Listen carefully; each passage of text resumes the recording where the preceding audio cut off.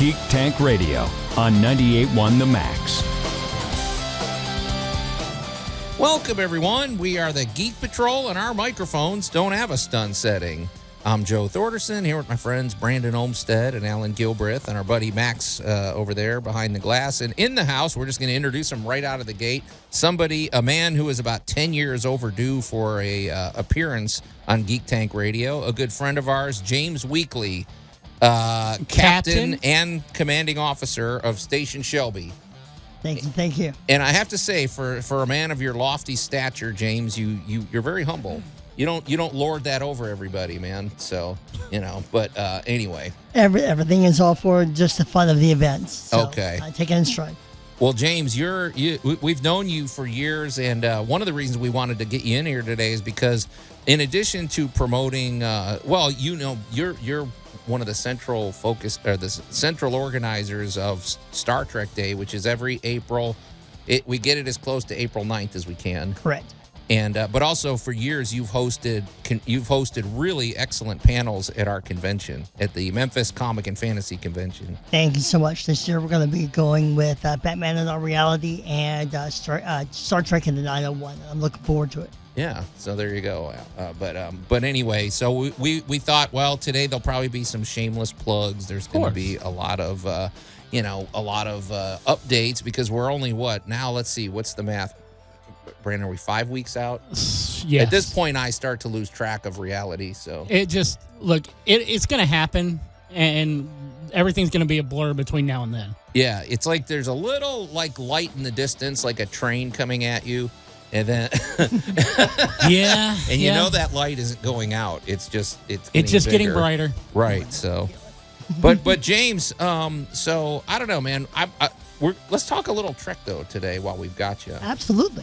But what is Station Shelby? Because this is actually something that you founded.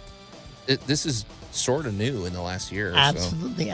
So Station Shelby is the local chapter of an organization called Starfleet, the International Star Trek Fan Association Incorporated. What's that acronym? I gotta do them. Starfleet, TISFA Inc. Okay. All right. They could have picked up more. Okay. Anyway. Tispin. How did they not come up with something where the acronym wasn't Spock? Or something. But anyway, sorry, I digress. But go ahead, James. Absolutely. So what happened was in year 9 of Shelby County Star Trek Day, we had a chapter come out, the USS Blackstone out of Little Rock, Arkansas.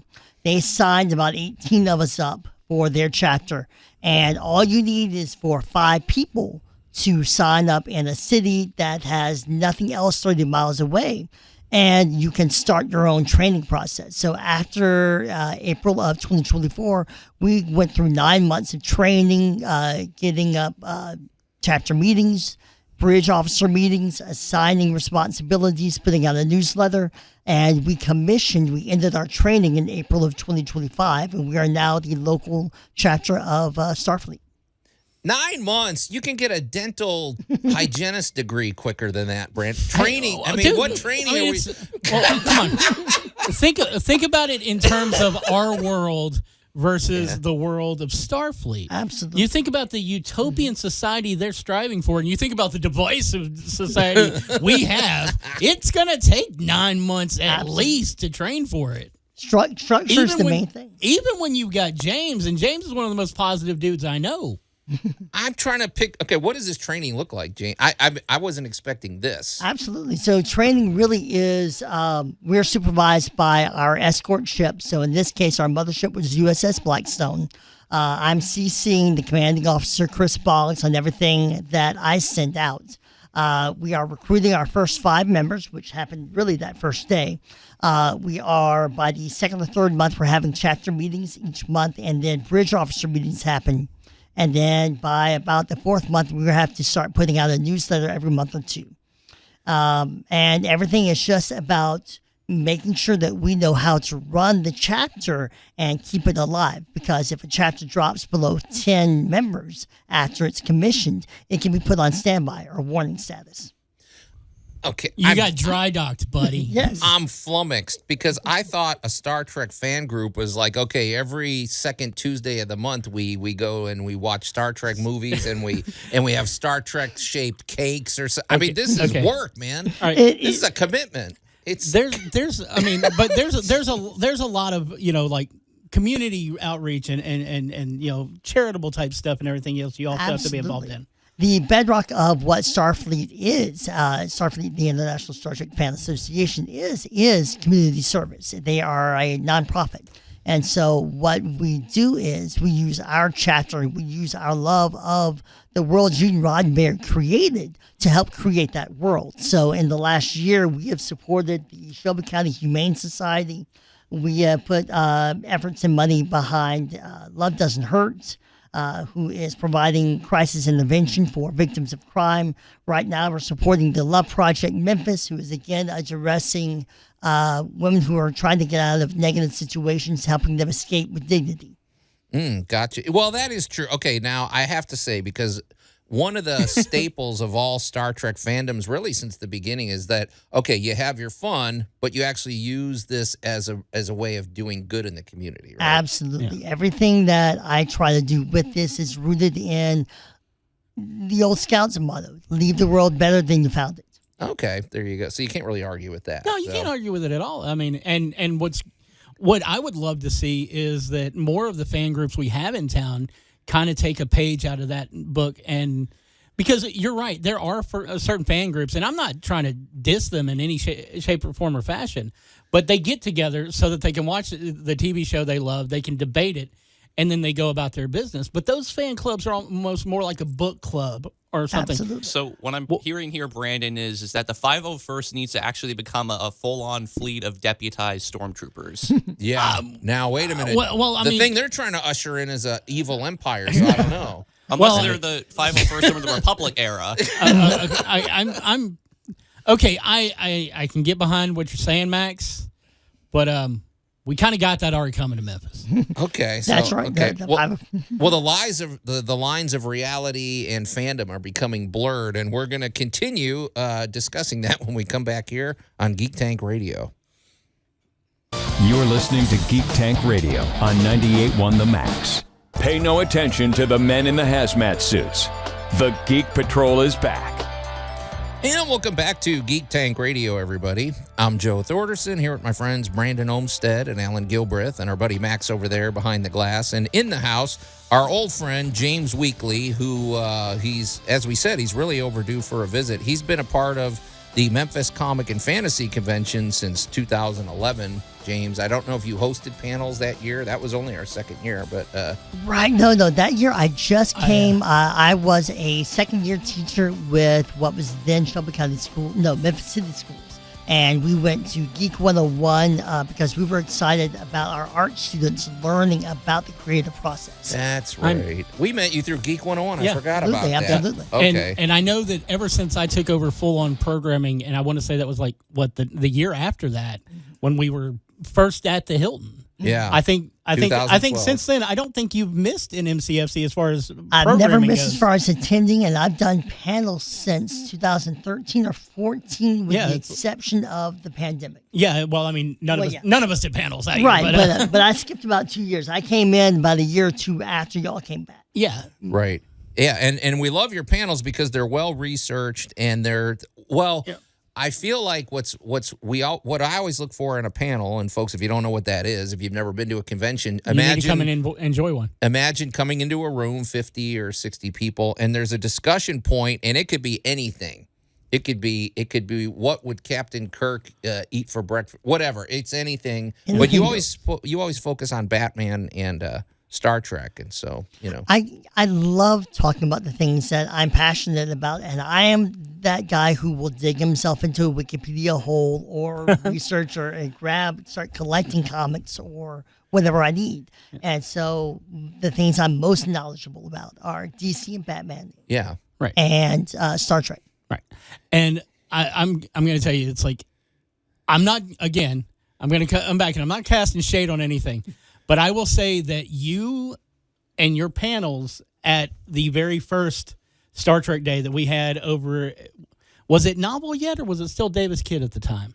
I think it was Booksellers at Laurelwood. Yeah. That's what it was, because they had lost the Davis Kidd thing and it hadn't become novel just yet. But yeah, and I will say that your panels saved that entire event, because there were a lot of folks that were starting to drop off, and it's like, and then you guys started talking about Trek, and it's like you got the attention of people who were just at the bookstore at that point, and people just kind of like flocked, and you guys have grown since then. And I mean, what was it? It's still a grassroots, situation, but you guys hit over 100 people. We cracked 100 this year, Yeah. and for my involvement, I really have to thank Carlin Stewart from Mid-South-Con. Yeah. Oh, yeah. He called Siri and myself in and asked us to connect with Steve Mulroy, and at that point, we were able to talk about our passion, and the topic just happened to be why Star Trek is important and why it needs value. Yeah. And I'm going to go ahead and put it out there to the audience. If you're coming to MCFC this year on November 1st, take a look at the schedule. As soon as you see Batman in Our Reality or Trek in the 901, go to those panels. Watch James and Siri just like kind of blow it out of the water, because if there's anybody who can do it in a professional yet fun way, it's you guys. Thank you so much. We love it. And you It's always our come up fan with favorite thing. points that we hadn't thought of. Like, that's sort of the idea. And it should be sort of a discussion. You want like a town hall setting where people can comment and ask and, share their thoughts. Yeah, too, so. Absolutely. Yeah, because- that's another thing. I will say that I drew inspiration from you guys on that. It's like I try to, when I'm fishing for panels for MCFC, I want those full-on discussions, because I've been going to cons for a long time, and you just get kind of tired of watching the 5 people up there on the panel talk to each other and not really the audience. And I mean, you guys make it interactive and fun, and that's what I strive for with MCFC, is to make it where everybody who goes to the panel feels like they're involved. I've been to enough lectures where you're not active, and if I'm not active in the discussion, I'm going to sleep, and I need that energy. Hey, this is an opportunity for a PSA, because I'm looking at Allan and I'm looking at James. You guys host good panel. I mean, Allan has hosted 1 million panels. I mean, I don't even know if you can on every topic, but you guys have to prepare these. Well, I don't know how much Allan prepares, but what's the key to a good panel? Because there's some that are better than others. So, like, how do we get? Because we want other panelists to learn. Well, all right. And I'm going to get eye contact with James over here and go, all right. When you walk in a panel room, read your room. Kind of look around, see what you got. Very good. See Every who room you is got. different. Yeah. A lot of times you'll recognize people in the audience. Maybe you will, maybe you won't. If you walk in and everybody is dressed like Snape, chances are this is not going to be a good Mary Poppins topic. So you got to kind of read your room a little bit. 1 and 2, do not be afraid of your topic. What do you mean by that? That's interesting. Oh my gosh. So many people Don't apologize. So many people want to dance around their topic, or they're limited to where the topic is going to go. Understand, a panel is organized chaos. You are just there to kind of You're fire the first structuring. shot. You're giving the guide rails to it. The provocateur. Exactly. All right. So we're going to walk in, and I'm going to say good something word, Jeff. like, okay, Star Trek. What would have happened if, and I guarantee 3 people in the 3rd row are going to have an answer, Absolutely. and now you're off to the races. It kind of makes me think of the idea of the best leaders aren't necessarily those who know everything, but they're those who know the people that can know these particular things that they need to do. So it kind of makes me think of like you can be the provocateur, because it's like how to rally the troops to get the desired response. All right, Absolutely. that you just said the perfect words. You are there to rally the troops. They are not here to be educated. They are not here. They are here to be infotained. Absolutely. We got a topic. Doesn't really matter what the topic is. Could be dragons. Could be left shoes. Doesn't matter. If it was enough for me to go to like a Transformers panel where I had to ask the questions of the metaphysics of Transformers, like what is their deity and how do they reproduce? It's like, And does he rust? So, yeah. Yeah. So these are good. No, this is exactly right, because this is important for people. If you're listening and you want to host a panel, listen to this advice. Allan and James have decades of experience. Well, Okay. James has a decade and a half of experience. Allan's got eons. All right, here we go. We've rallied the troops already. We're going to take a quick break, and we'll be right back. So, You're listening to Geek Tank Radio on 98.1 The Max. The Geek Patrol is back. Hey, we've done heroic things too. Yeah, in the third season, I kissed Shatner. and welcome back to Geek Tank Radio, everybody. I'm Joe Thorderson here with my friends Brandon Olmsted and Allan Gilbreth and our buddy Max over there behind the glass. Wink, and, wink, James. I did that for you. Yeah, James didn't hear. Well, okay, anyway. Trust us, James, you're going to like that rejoinder. He doesn't have his headphones on. James Weakley is in the house, our good buddy. He is the commanding officer and the captain. Well, your rank is captain. Your job is commanding officer. Correct. Of Station Shelby, a Star Trek fandom where apparently it takes more training than it does to become a doctor in some of these Or areas. law enforcement. Yeah, I mean, 9 months of training. It's like, That's a terrifying concept. but James, you are also a veteran panelist, and so is Allan. You know, Brandon, you and I gotta confess, I think I've hosted 2 panels. I just never host panels, but Allan is giving some panel advice. Allan and James are both giving panel advice for. I love how I get thrown into the amateur pile. I've only been running panels for almost 30 years. Well, I was never about to say see you running 3 panels decades, because Brandon. Yeah, you and I don't run panels at the convention. We're doing other things. No, you just don't attend your own panels. I at the still convention, do Joe. panels at MCFC. This is only the second year that I haven't run a fandom and mental health panel. Oh, okay. But All that's right. because we got 15 hours of insanity in one day. But Allan, you said something that I think is very good advice for somebody that's interested in a panel. You said don't be afraid of your topic. Like, don't get in there and go, oh, this might upset somebody if I say it. But also read the room, and also it sounded to me like your advice is get something going fast, because people will get up and leave a panel in 5 minutes if they're bored. So, well, all right. You know, we infamously on this show recorded probably the worst interview ever of all time. we won't mention that individual's we're going to name. throw all this under the bus right now. This was like 10 years ago. It was, and I'm still twitching from it. The guest was allegedly a professional speaker. It was on a topic, and talk about just absolutely train wrecking walking in the door. So, all right, basically a panel is a 45-minute ruckus. You are here on a topic, and James, you stay on topic. Brandon, you stay on topic. Everybody knows if you go to an Allan panel, Lord help you. Yeah, it doesn't matter if it's got a name or a description of that panel. I could put on there Allan in a room as the description, because that's what it's going to be. And it turns into the spaghetti fight panel. It turns into the spaghetti monster panel, and it goes sideways. But the name of the game is be excited about what you got to present. You need to be done presenting in 5 minutes. Honestly. Yeah. Honestly. Now, Allan's giving you good advice when you're running a panel. Don't do that if you're a performer. Because we got a lot of performances coming out of this MCFC, and if you go, I'm going to do the 5 minutes, and then you've got another half hour to 45 minutes to go. No, it could be a We're problem. doing a dramatic reading. Have your act together. Yeah. But as a informational source, we're doing a panel on. I'll pick one I've never done before. Vampires in literature. Oh, I wonder if I've ever done that panel. All right, I need to be done in 5 minutes. I need to walk in, set the stage, and now I am much like a rabid dog going to realize the gate is open and I'm turning on the audience. And you're going to unpack because that I'm going to 5 start minutes. asking them questions and go, all right, guys, we just had another Dracula movie. Who went and saw it? And they're going to get some hands. And it's like, okay, all right, what was good about it?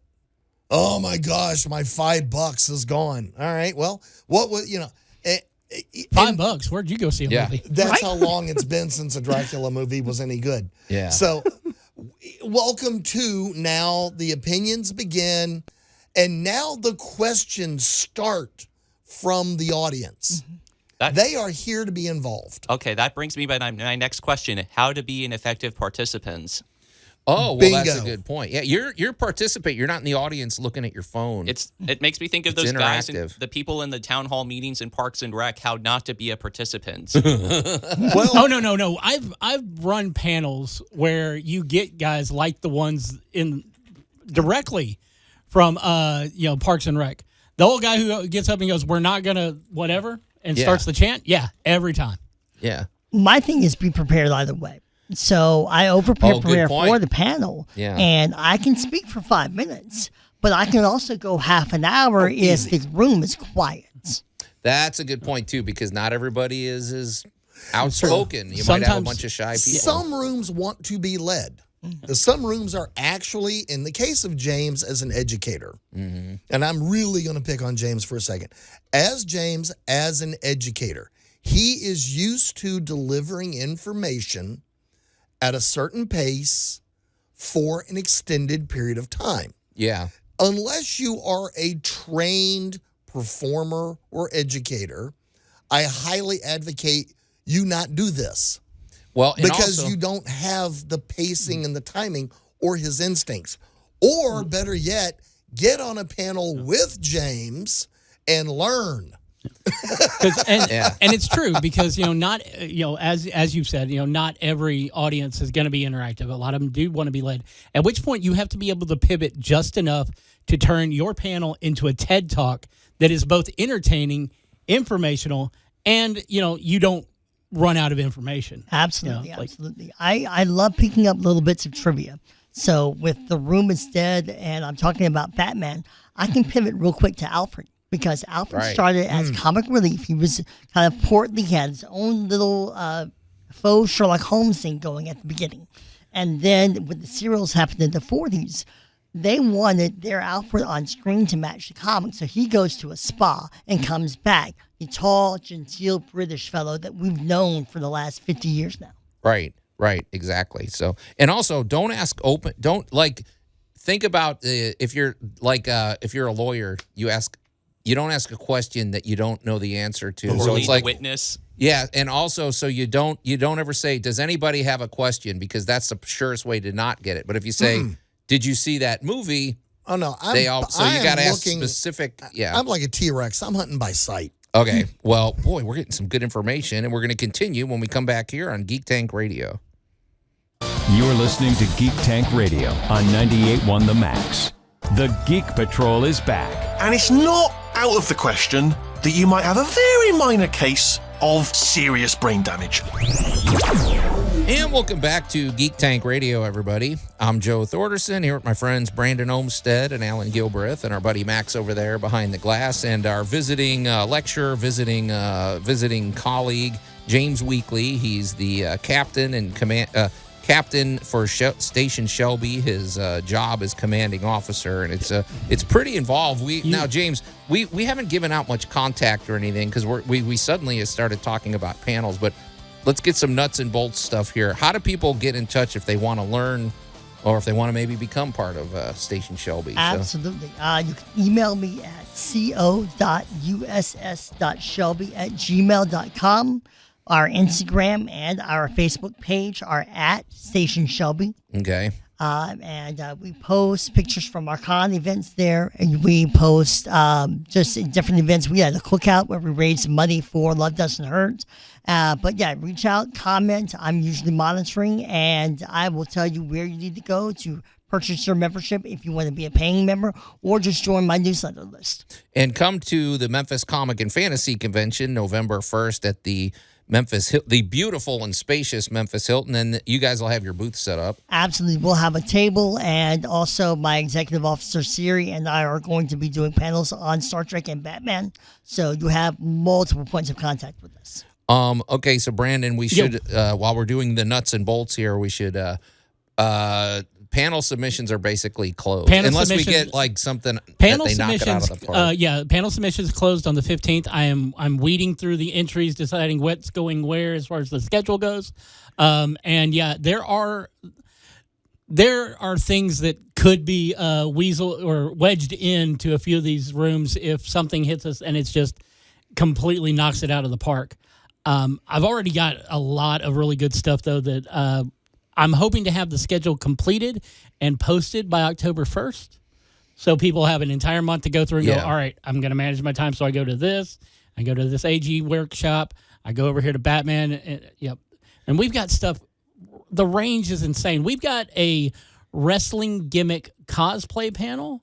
Basically, how to turn your cosplay character into a wrestling gimmick, with promos and everything. We've got people who are going to talk about, Twitch streaming. We've got multiple cosplayers coming at me with amazing panels across the board. I'm really excited for some of the performances we've got, like through the looking screen that the Court Theater is putting on for us. Oh yeah, we've got full production. We've got a special interest advice panel that's going to be taking part in MCFC this year.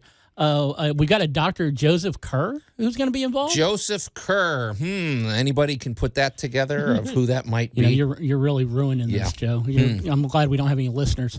But that's going to be good, like a Dr. Phil. Oh yeah, it's a Dr. Phil type advice thing. We've got fencing with Coach Tom Knowles. He's going to teach you basically Jedi, lightsaber techniques.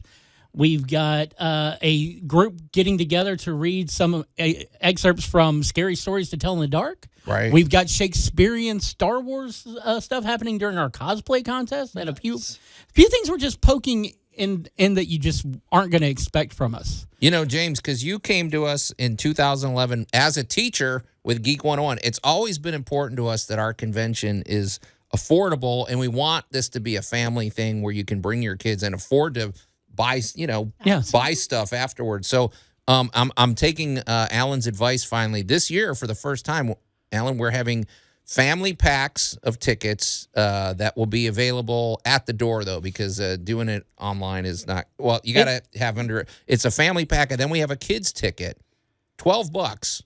There you go. Yeah. Family pack, and of course, $55. And of course, as always, kids 6 and under are free. Kids 6 and under are free, and then regular tickets are $25. And folks, go look around and do a little comparison shopping. It's not even close. We are definitely one of the most value in terms of bang for your buck. There aren't conventions that are even close to our prices. And since we're talking about the family packs and the kids tickets, I've got to throw it out there, guys. This is the day after Halloween. Your kids already, got you to spend that money on those costumes.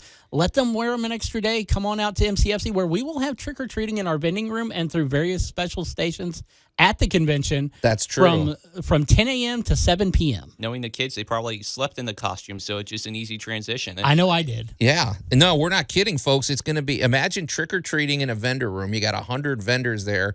And a good majority of them are going to have candy bowls, and they'll have a sign that says trick or treat. And that's pretty cool, man. I mean, awesome. It's going to be fun. And we have our video gaming, we have our cosplay contest. We got the Lego Lounge. The Lego Lounge. It's really, if you've never been, ours is really the best gateway convention to come to because it has everything, and it's in a nice venue. It really is. I love the Hilton, and it's always been one of our favorite venues, and it's so great to be back. Yeah, and I will say, now this is important, Brandon. We got a little glitch here. Go to memphiscfc.com. For some reason, there's something linked on our website. Just hit the link anyway, and I don't know what's going on. We are having fights with Google. Google's it's hating really us right weird. now. Yeah. But hopefully we will get this rectified. If not by MCFC this year, then definitely by the time tickets go on sale for next year. Yeah. James, have you ever seen that? It's like it says it's got some sort of ad for, I don't even know what. It's written in Spanish. But when you hit the link, it works. It takes you to our website. But Google is rebelling. Yeah, I want to go ahead and throw out a couple of things for our featured players this year. We've got our featured artist, KF Golden, who is a tattoo artist over at Rose Quartz Body Modifications. She's also does stickers, and she's just amazing. We love her. And we are featured cosplay, Rainy Day Roses. This young lady's been coming to MCFC forever, and it's just great to be able to put the focus on her. We've got so much, and we're gonna kick everything. We're gonna end everything with the Halloween after party. Hosted by Memphis Zombies. And hosted by the Memphis Zombies and sponsored by Monster Energy. Yeah, nobody's going to be falling asleep at this thing. James Monster is bringing cases and cases of free Monster energy drinks for everybody. It's insane. They're always fun. They bring swag. They're a great partner. We love those guys. So go to memphiscfc.com and learn more. But you can't learn any more today because the time we're out of time. The show is over. So until next week, we are the Geek Patrol, and I am Joe Thorderson. I'm Allan Gilbreth. I'm Maximilian. I'm James Weakley. And I am Brandon Olmstead, reminding you can't win a panel, but you can definitely get a participation trophy. Okay.